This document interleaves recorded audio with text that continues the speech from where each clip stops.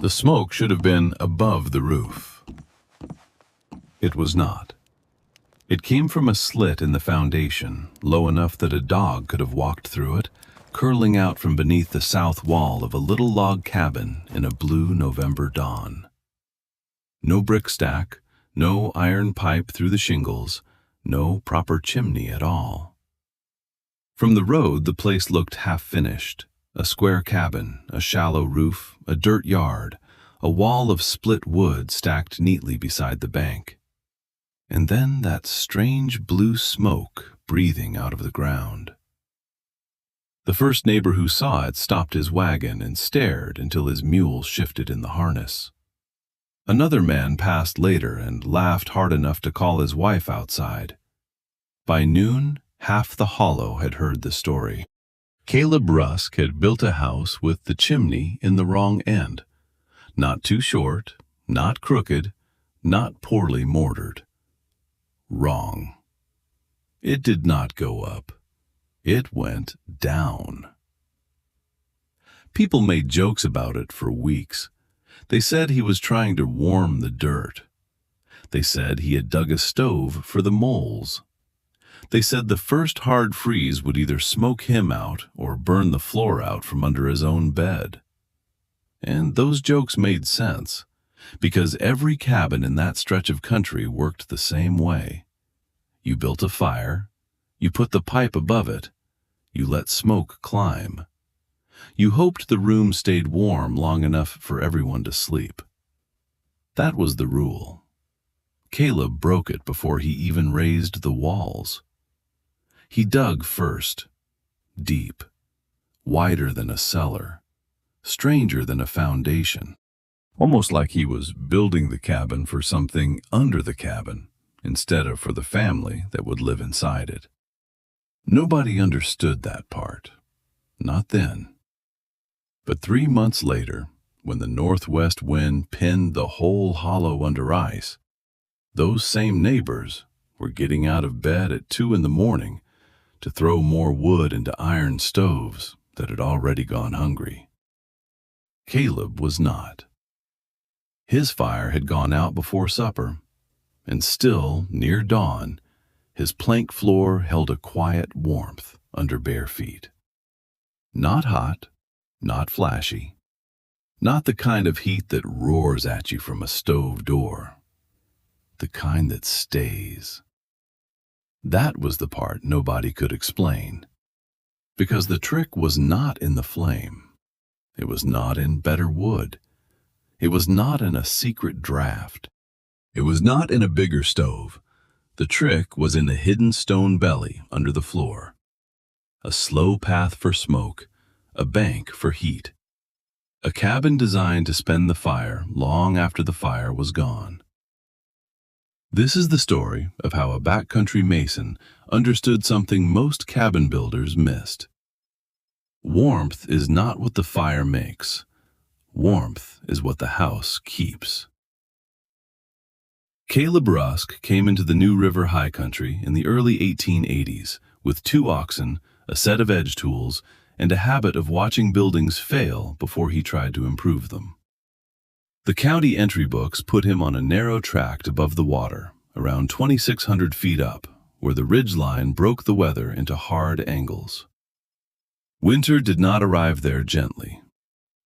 It came down the draw in sheets of wind, pushed under doors, found every chink between logs, and turned a cabin floor into the coldest surface in the room. Caleb knew that cold before he built the strange house.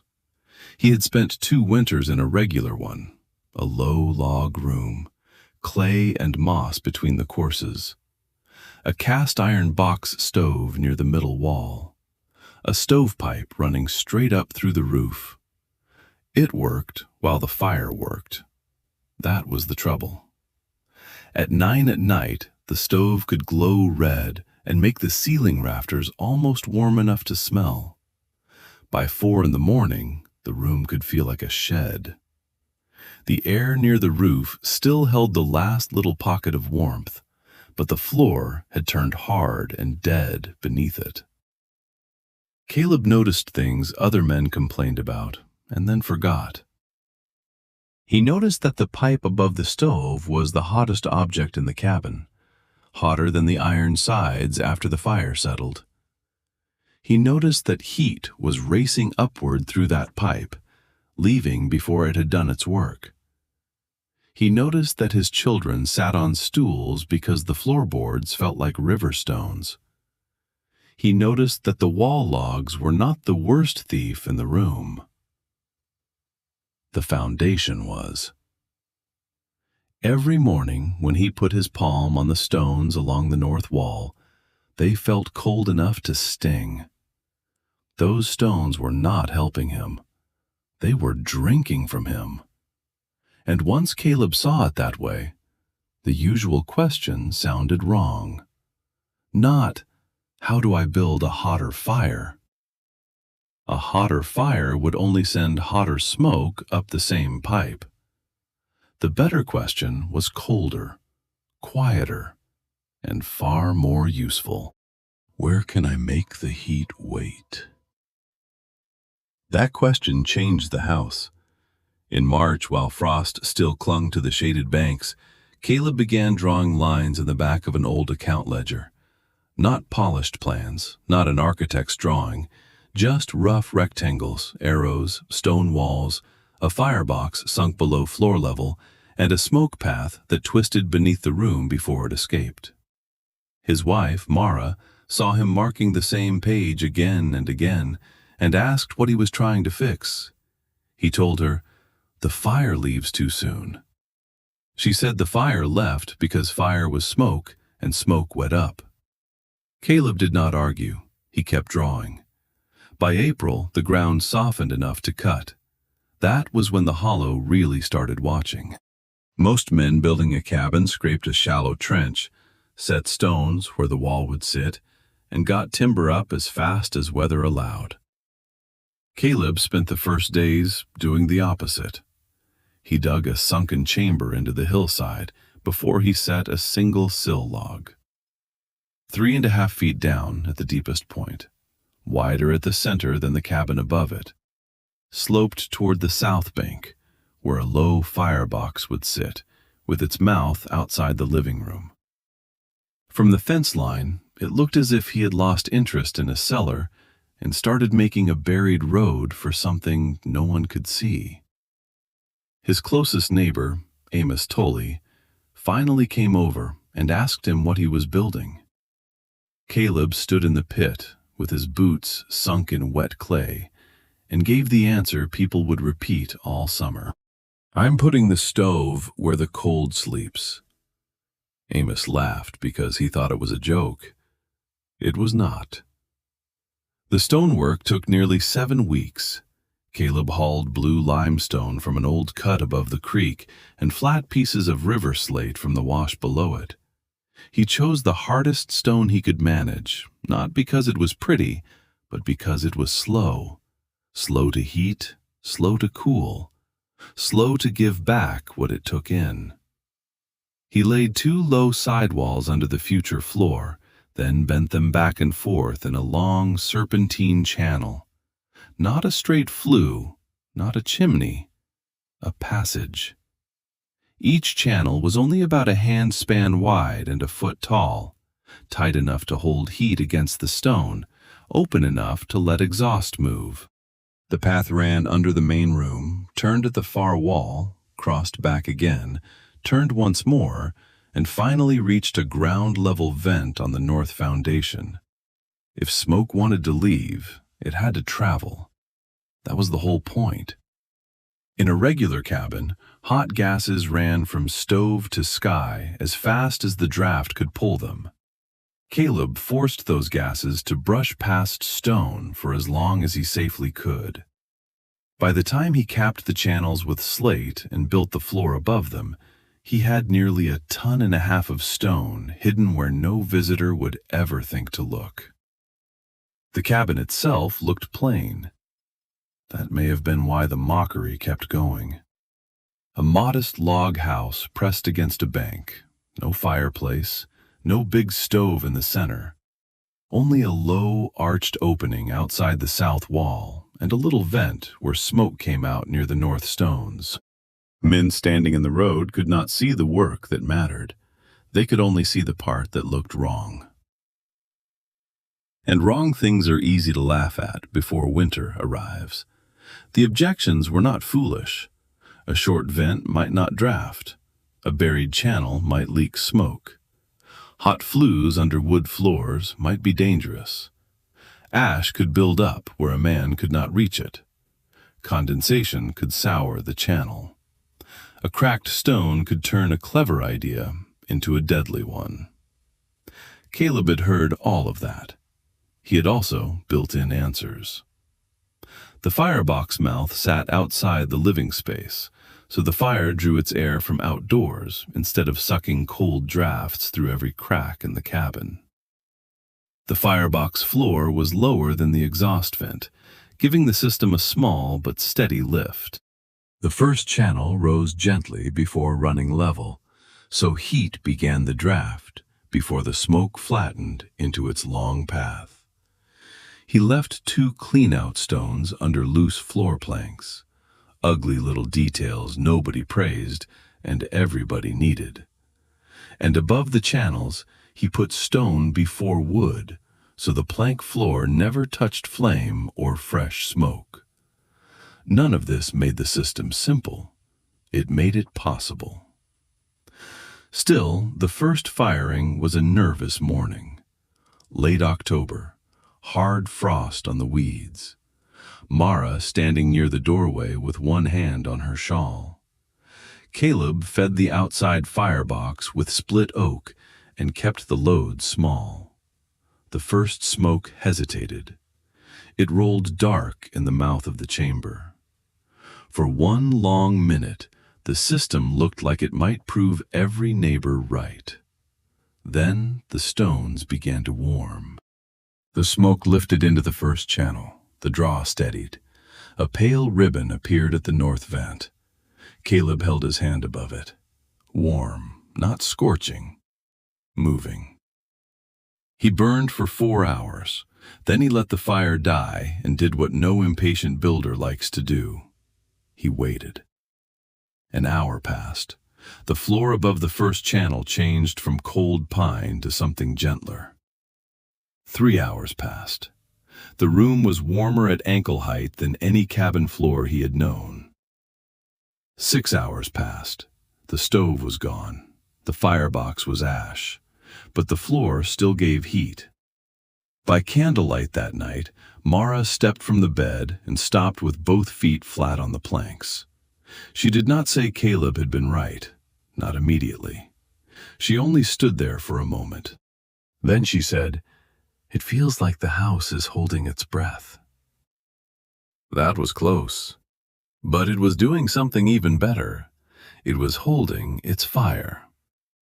What Caleb had built was not a miracle. It was a frontier version of an old idea. Long before that cabin, Roman bathhouses used hypocaust floors, feeding hot air under stone slabs, so the floor itself became the heater.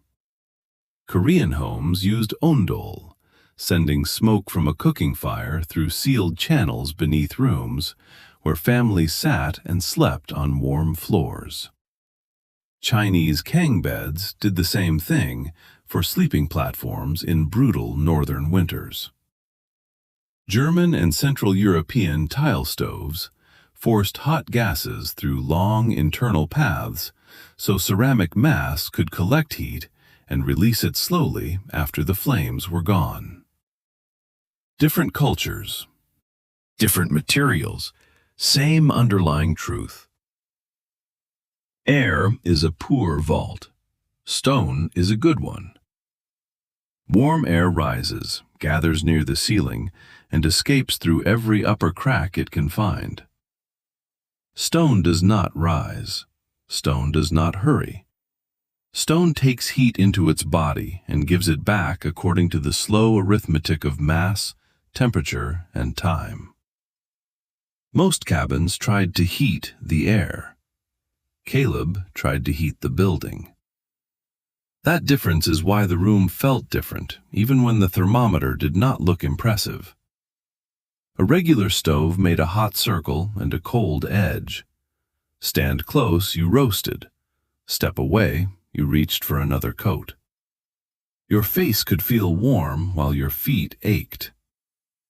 Caleb's floor did not blast heat at anyone. It lifted it evenly from the lowest surface in the room. The warmest place became the place where people actually lived.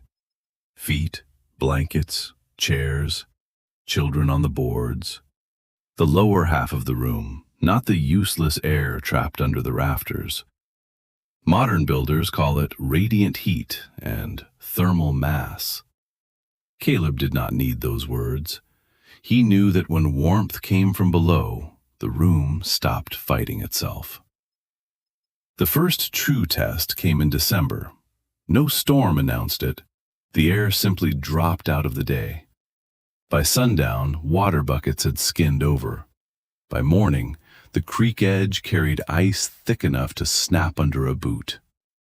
The wind came out of the northwest and stayed there, leaning on every wall in the hollow. Amos Tully's cabin was 16 by 22 feet, with a black iron stove and a pipe straight through the roof. He fired it before dawn, again after breakfast, again by noon, and kept it eating wood until midnight.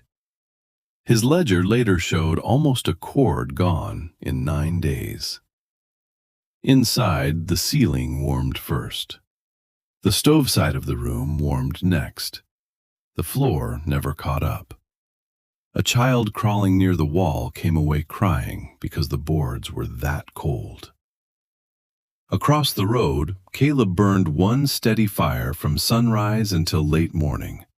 Not a roaring blaze, a disciplined burn. A roaring flame would have rushed heat through the channels too fast. He wanted the stone to absorb, not merely be passed by. By noon, the firebox was ash. At 3 in the afternoon, the cabin held in the low 60s. More important, it held evenly.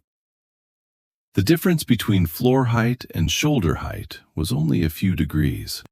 No oven near the stove, no freezer at the wall, no hot ceiling full of wasted comfort, just a low, steady warmth that made the whole room feel calmer.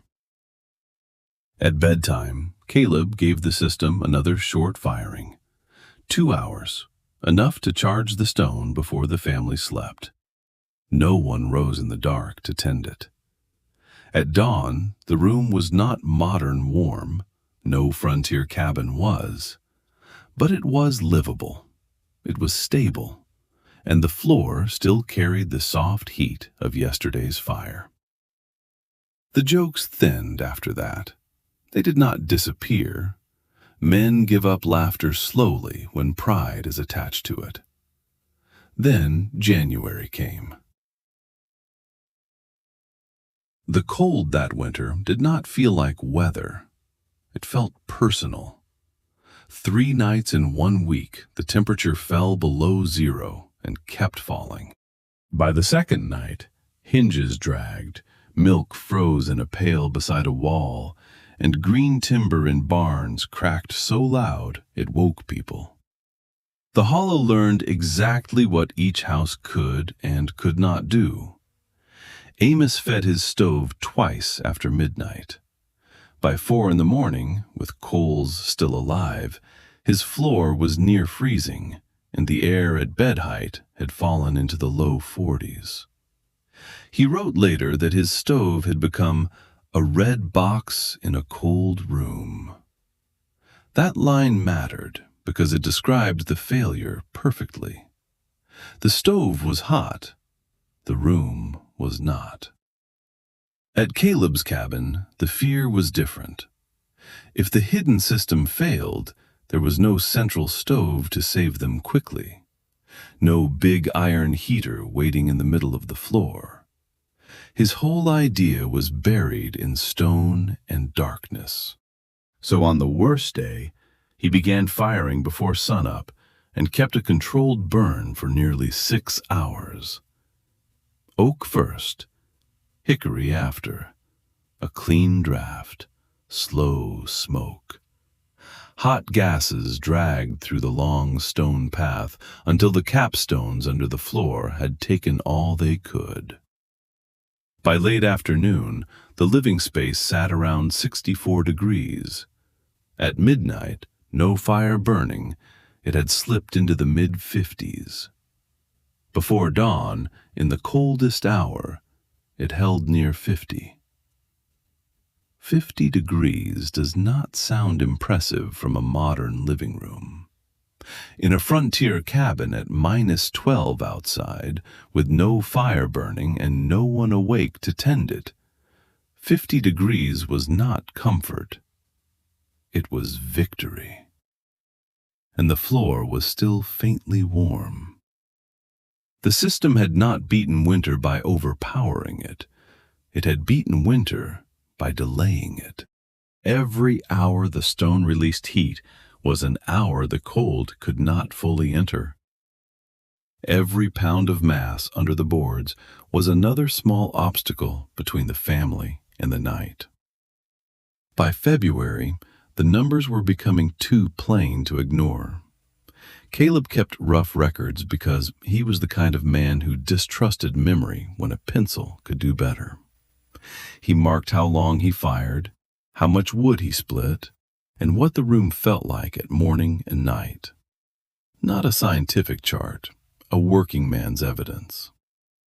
Over a heating season of a little more than 100 days, his cabin burned just under 6 cords of mixed hardwood. Amos burned closer to 10. Similar footprint, same ridge wind, same winter. Different architecture. That gap was not a theory. It was 4 cords of wood. 4 cords meant days of cutting. More days of hauling, a back spared, a team spared, a family not worrying in February because the wood stack still had shape to it. There was another advantage that took Amos longer to understand. His stove used room air for combustion. Every log he burned pulled air from inside the cabin and sent it up the pipe. That missing air had to be replaced. So outside air crept in under the door, through window gaps, between log courses, and along the floor, exactly where people felt it most. The stove that warmed him also invited the draft that chilled him. Caleb's firebox sat outside the living space. It breathed outside air and sent its smoke through sealed stone. The cabin did not have to sacrifice warm room air just to keep combustion alive. That one placement removed a layer of cold that most settlers accepted as unavoidable. The underground stove was not one trick, it was several truths stacked together. Longer heat path, more thermal mass, radiant distribution, outside combustion air, lower floor temperature swing, less tending, less fuel. Each advantage by itself helped. Together, they changed the winter. The first man to ask a serious question was not the loudest critic. It was Amos. One clear afternoon after a thaw, he walked across the road and asked to see the firebox. Not with a grin, not with a joke ready. He asked the way a tired man asks about a tool that might save him work. Caleb brought him to the south wall and opened the iron-strapped firebox door. Amos crouched in the mud. He studied the low chamber. The ash bed, the little upward throat where the smoke entered the hidden channel. He asked where the flue turned. Caleb showed him with a stick in the thawing snow. He asked how often ash built up. Caleb lifted one floor plank inside and showed him the clean-out stone. He asked how much stone was under the room. Caleb said, "More than I wanted to carry." That was the first time Amos laughed at the system without mocking it. Others came after. Some pretended they were asking about spring oats. Some borrowed wedges they did not need. Some stood too long near the foundation with one glove off, pressing their hands against the stone after the morning fire had died. They were looking for the proof. They found it. Warmth in a wall that should have been cold. Not enough to burn, just enough to embarrass certainty. Two men tried to copy Caleb's design the next year. One used soft sandstone because it was easier to quarry. The floor warmed quickly and cooled quickly, which defeated the purpose. Another man shortened the channel path so sharply that the exhaust left hot, which meant the heat had escaped before the stone could store it. Both had built something that looked like Caleb's idea. Neither had built the idea itself. That is the trap with useful old technologies. The shape is not the knowledge. The reason is the knowledge. A stone channel is only a stone channel until you understand why it must be long. Thermal mass is only weight until you understand what time it buys. A low firebox is only strange until you understand what air it steals and what air it does not. Caleb never became famous for any of this. No patent, no manual, no lecture, no photograph of him standing proudly beside the ground vent. He helped the neighbors who were willing to learn, corrected what he could, and kept living inside the result. That may be why his story matters. It is not the story of a lone genius inventing heat from nothing. It is the story of a practical man taking an ancient principle seriously enough to rebuild his house around it. And then letting winter decide. There is a lesson in why buildings like Caleb's did not become the standard. It was not because the physics failed. The physics kept working. But the economics changed. Coal became easier to buy in many places. Later, oil and gas made constant heat feel normal. Then furnaces, ducts, thermostats, insulation, and standardized framing changed the entire question. A modern house does not usually ask, how do we store one fire for 12 hours? It asks, how fast can the system replace whatever heat the house loses? That approach can be efficient. It can be comfortable. It can be safer and easier to regulate. But it also made builders forget a difference older houses understood.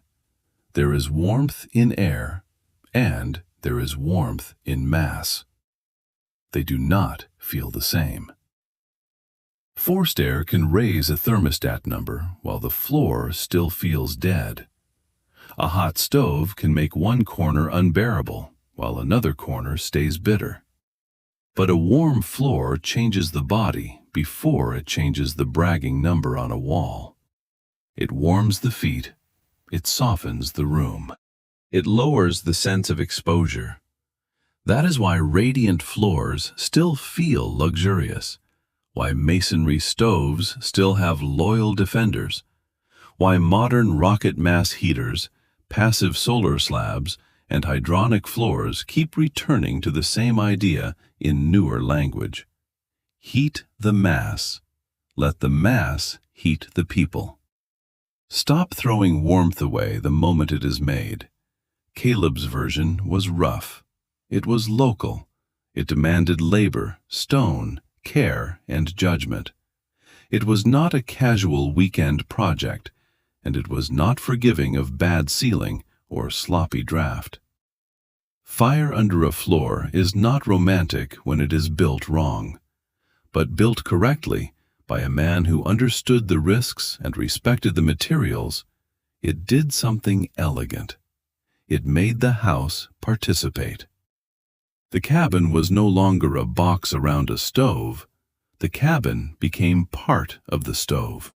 That is what the neighbors had missed from the road. They saw smoke coming from the wrong place.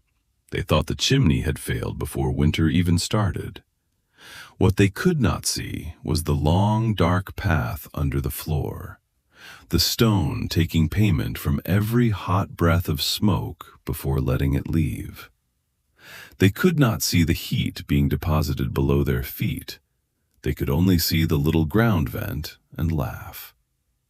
By spring, the laughter had changed into measurements, questions, and quiet visits.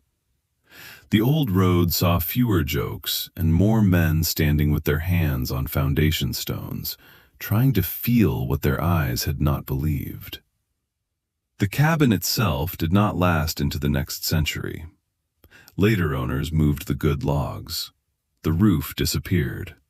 The yard grew back. The visible house went the way frontier houses often went, into another barn, another wall, another memory. But the buried work may have remained. Stone channels do not rot. They do not care whether a roof survives. Under enough soil, they wait. If someone opened that hillside today, they might find the old turns of the flue still there, packed with silt, blackened at the first channel, pale at the far end, where the smoke had already surrendered most of its heat. A hidden map of a question one man asked differently. Not, how large can I make the fire? Not, how high can I send the smoke? How long can I make the warmth stay? That was the secret under Caleb Rusk's cabin. The smoke rose from the ground because the house had already taken what it needed. The flame disappeared. The ground kept working.